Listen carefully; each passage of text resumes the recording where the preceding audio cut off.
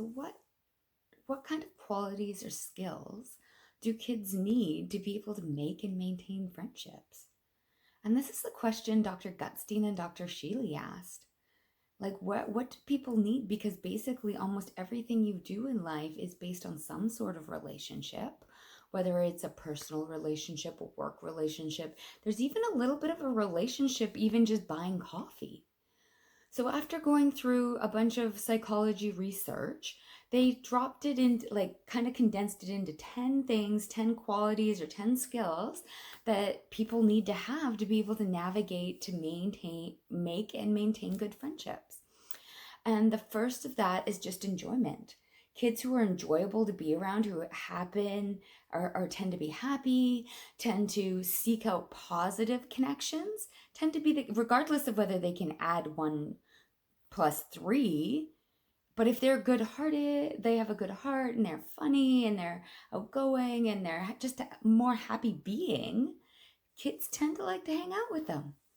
The second is being able to reference, being able to watch somebody else's body language, understand their words and intonation, if they're being sarcastic, to monitor and adjust your behaviors accordingly.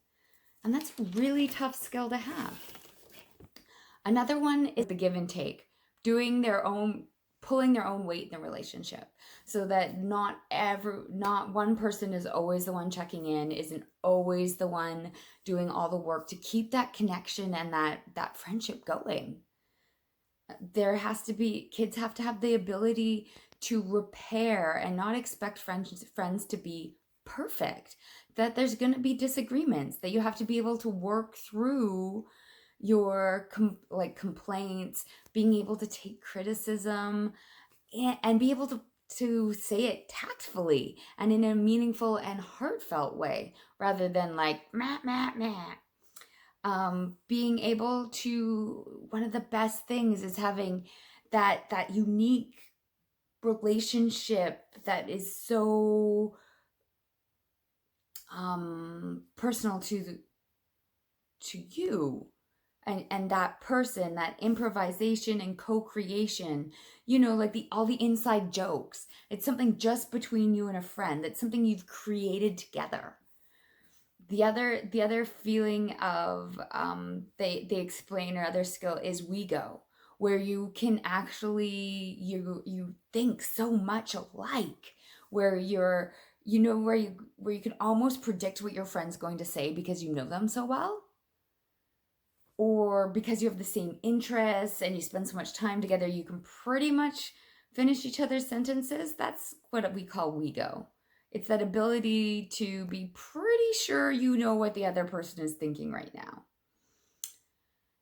Another one is creating those social memories. We do it all the time, especially as we get older. We relive these situations and these things that we've been through. Right? Like, oh, do you remember when we went to that dance convention and we did blah, blah, blah? Do you remember when we hiked that mountain?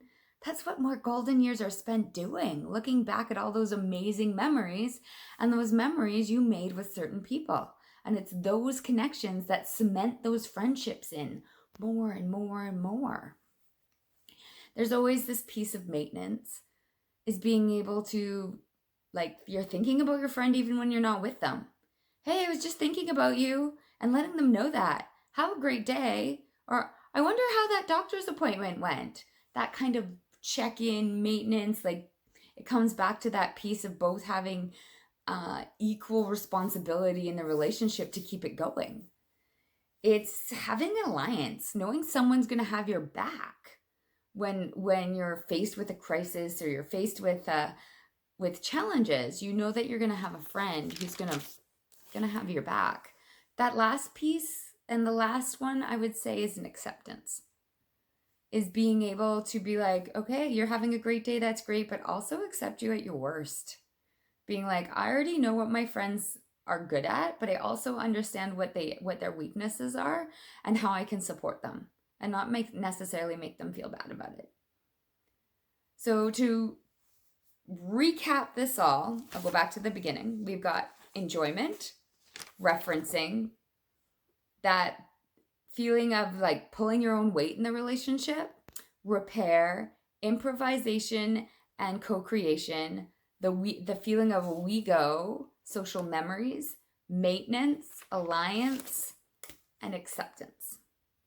And these are all great things. You can be like, yeah, I can see how they need that. Now, how do we teach that?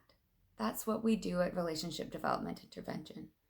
We help parents and we give kids the skills they need to make and maintain great relationships, because it leads back again, every one of our interactions with people are some kind of relationship, and that's how we learn.